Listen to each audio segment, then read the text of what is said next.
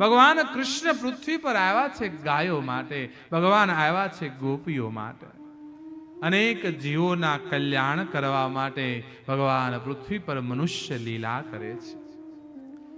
ધીમે ધીમે સમય વીતે છે.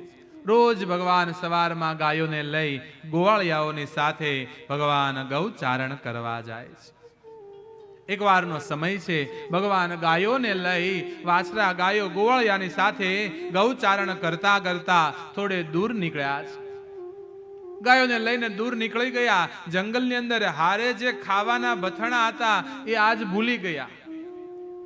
ભગવાનને લીલા કરવી ને, ભગવાન ખાવાના બથણા ભૂલી ગયા. બીજે અને તે દિવસે કહેવાય ગોવાળિયા બધા આઘા નીકળ્યા. બપોરનો સમય થયો અને બધા ભૂખ્યા થયા.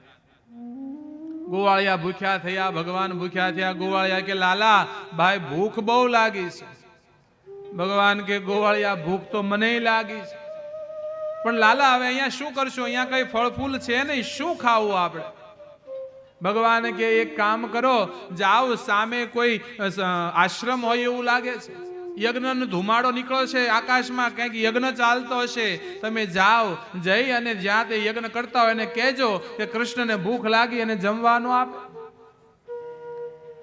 વિચાર કરો કેવો બ્રહ્મ જે માંગી માંગીને ખાયા.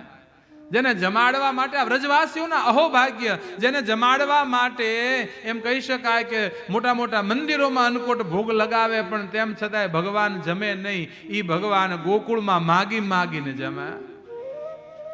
આ સાચા ભગવાન. હું એટલે જ કહું છું, ગાય છે ને જીવતા જાગતા ભગવાન છે. તમે ગાય ભગવાનની પૂજા કરશો તો એક ભગવાનની પૂજા થશે, ગાયની પૂજા કરશો 33 કોટી દેવતાની એક હારે પૂજા થવાની.